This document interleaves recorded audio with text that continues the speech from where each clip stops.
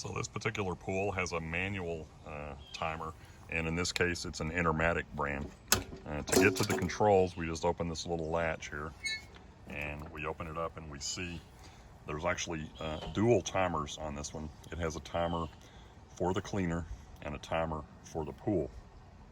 We can also see in this pool that the pool owner has actually got a small pair of adjustable pliers in here, right here. And what I suspect these are for is to adjust these little clips that are on the timer. These little clips are for on and off positions, and these little timers are set to the time.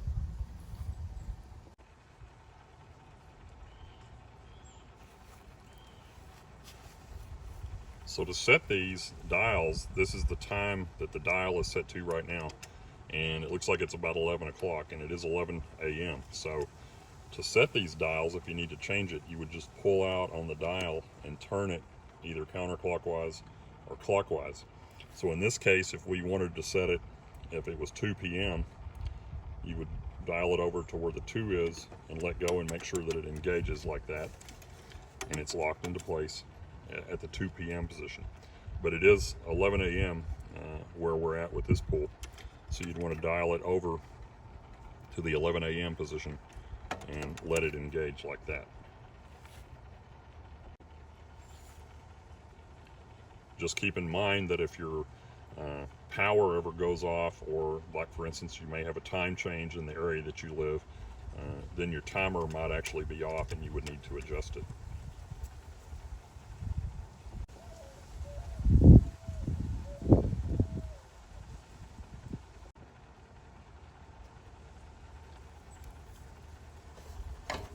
So what these pliers are actually for, these little clips, you want to set these to where they're on the time that you want the pool to be turned off and turned on.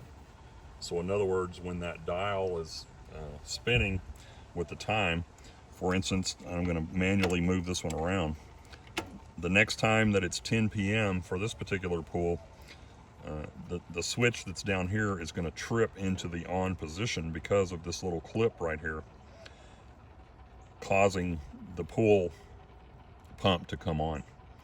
And to move these, what the pliers are for, there's a little lock nut on here, and you can adjust these.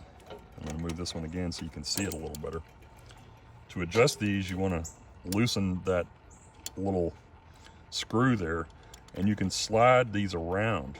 But the reason the pliers were in this particular box, timer, if you will, is once you get it into the position that you want it to come on at, you can finger tighten this clip down and get it in the position that you want it.